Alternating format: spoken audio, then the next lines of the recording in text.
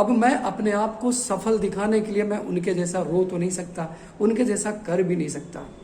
सबकी अपना अपना अंदाज होता है, सब में कुछ न कुछ कमियां होती हैं। कि टीचर उस मिट्टी से बने होते हैं जो हर गम को अपने अंदर दबा लेते हैं और हमेशा अपने चेहरे पर मुस्कान लेकर आते हैं, क्योंकि उन्हें पता होता है कि आपकी। हेलो दोस्तों, कैसे हो आप सभी लोग? आप सभी लोगों को बहुत बहुत स्वागत है। मैं एक छोटा सा यूट्यूबर, मेरा नाम महेश तिवारी है और हमारे इस छोटे से चैनल में आप सभी लोगों का स्वागत है। आज मैं बहुत क्या कहें, इंटरेस्टिंग तो नहीं कहेंगे, कुछ ऐसी स्टोरी लेकर आया हूँ जो शायद हर टीचर के लिए एक काला धब्बा के समान। मैं भी एक छोटा सा टीचर हूँ, मैं भी ऑफलाइन ऑनलाइन आप लोगों को कोचिंग देता हूँ। मेरे भी कुछ सब्सक्राइबर हैं जो आपको दिख रहे होंगे, 3,500 करीब सब्सक्राइबर हैं और ऑफलाइन क्लास में भी कुछ बच्चे मेरे से पढ़ लेते हैं। पर फिर भी छोटा ही सही, पर मैं एक टीचर हूँ, मेरी भी कुछ मर्यादा है और उस मर्यादा को मैं हमेशा पूरा करने का कोशिश करता हूँ। चाहे वो बेशक मेरे बच्चे कम हो या ज्यादा, फर्क नहीं पड़ता है।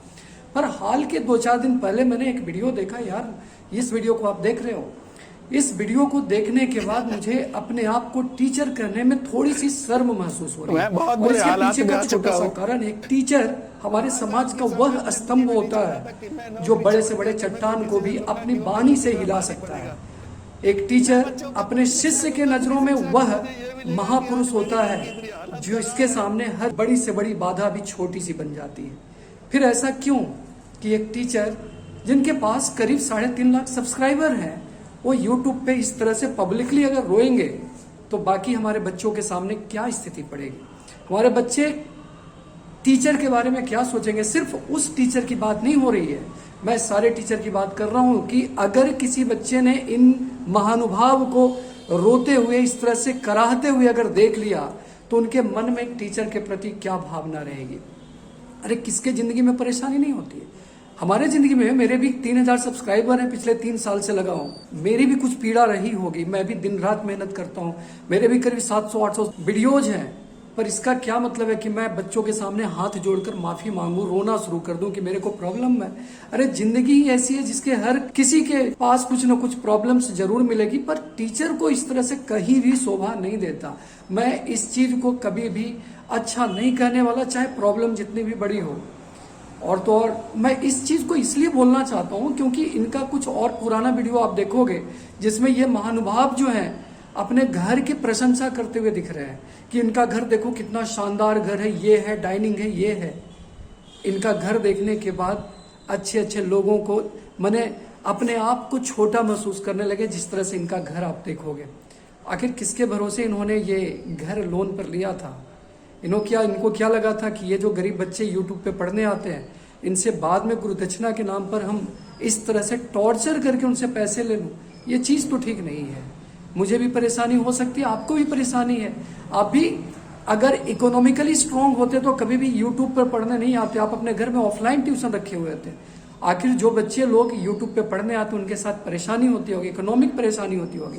वो बच्चे सिर्फ और सिर्फ फ्री सोचकर ही यूट्यूब पर पढ़ने आते हैं, अच्छे टीचर सोचकर यूट्यूब पे पढ़ने आते हैं, और उनको मैं इमोशनली ब्लैकमेल करके अगर मैं उनसे पैसे ऐंठूं तो ये कभी भी किसी टीचर को शोभा नहीं देता। मुझे भी नहीं दे सकता, उनको भी नहीं देना चाहिए। उन्होंने पूरे शिक्षक समाज को बदनाम किया। मेरे को भी खराब लगता है उस वीडियो को देखकर, उस वीडियो के बारे में बात करके। आखिर ऐसा हो सकता है क्या? आखिर एक टीचर इस तरह से रो सकता है क्या? बच्चे लोग क्या सोचेंगे कि एक टीचर इस तरह से अगर कर रहा है तो बाकी सारे टीचर भी इसी तरह से होंगे। इनका पढ़ाने का अंदाज बेशक अलग होगा, मेरे समझ से कंटेंट तो वही है जो बाकी टीचर देते हैं, पर इनका अंदाज कुछ अलग हो सकता है। इन्हें ऐसा लगता है कि कुछ अलग अंदाज करने के बाद मैं पब्लिकली फेमस हो जाऊंगा, वायरल हो जाऊंगा, तो हो सकता है इन्होंने अपना अंदाज बदल लिया। पर मैं इस चीज को भी अच्छा नहीं मानता, क्योंकि एक टीचर को बार बार ये बोलना, किसी चीज को बार बार नाम लेना, ये भी शोभा नहीं देता। टीचर जो होता है वो आपका सेकुलर होता, उनका कोई धर्म नहीं होता, उनका कोई रूप रंग जात नहीं होता। बार बार हम अगर बोलें आपके, तो इसीलिए ये चलो ठीक है, उनका प्रॉब्लम रही होगी, उस प्रॉब्लम को मैं मानता हूँ, हर किसी में रहती है, उनकी भी रही होगी, पर फिर भी उनको अपने आप को मजबूत बनाकर रखना चाहिए था। अपने आप को लोगों के सामने इतना कमजोर करके नहीं रखना चाहिए था। इसीलिए मैं इस चीज को कभी भी फेवर नहीं करने वाला हूं, क्योंकि बच्चे लोग बाद में आप देखोगे कि अगर इस तरह से कंटिन्यू चलता रहा ना, तो सारे लोग जो है ऑनलाइन एक नया बिजनेस शुरू कर देंगे जो कभी भी किसी को भी अच्छा नहीं कहा जा सकता है। आपका क्या राय है इस बारे में, आप जरूर मेरे को बताना। और हाँ, हमारे इस वीडियो के साथ भी बने रहिए। मैंने भी आप लोगों के लिए बहुत मेहनत करी है। अब मैं अपने आप को सफल दिखाने के लिए मैं उनके जैसा रो तो नहीं सकता, उनके जैसा कर भी नहीं सकता। सबकी अपना अपना अंदाज होता है, सब में कुछ ना कुछ कमियां होती हैं। मेरे में भी कुछ ना कुछ कमी है और मैं उस कमी को जानता हूं, उस कमी को दूर भी करना चाहता हूं। पर हाँ, मैं अपने टीचर शिक्षक वाली मर्यादा को बना कर रखना चाहता हूं। मैं बेशक अंदर से कमजोर रहूं, पर आपको मैं हमेशा मजबूत दिखना चाहता हूं, क्योंकि आपके लिए हर टीचर रोल मॉडल के बराबर होता है। और अगर आपका रोल मॉडल ही कमजोर पड़ गया तो फिर आप क्या करोगे। चलिए, जय हिंद। आप इसी तरह से मेरे सपोर्ट में बने रहिए। और ध्यान रखना है, इस तरह के जितनी भी उटपटांग चीज होती है किसी एक टीचर की हो सकती है। बच्चे लोग सारे टीचर के साथ ये प्रॉब्लम दिख नहीं सकता है, क्योंकि टीचर उस मिट्टी से बने होते हैं जो हर गम को अपने अंदर दबा लेते हैं और हमेशा अपने चेहरे पर मुस्कान लेकर आते हैं, क्योंकि उन्हें पता होता है कि हम किसी न किसी के रोल मॉडल है और अगर हम ऐसे कर देंगे तो बाकी हमारे बच्चों के लिए ये डीमोटिवेशन का काम करेगा, फ्रस्ट्रेशन का काम करेगा।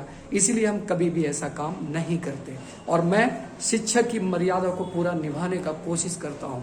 बस आप भी अपने स्टूडेंट्स के मर्यादा को जरूर निभाइएगा। चलिए, थैंक यू। बने रहिए हमारे साथ, वीडियो मेरे देखते रहिएगा। चलिए, बाय बाय।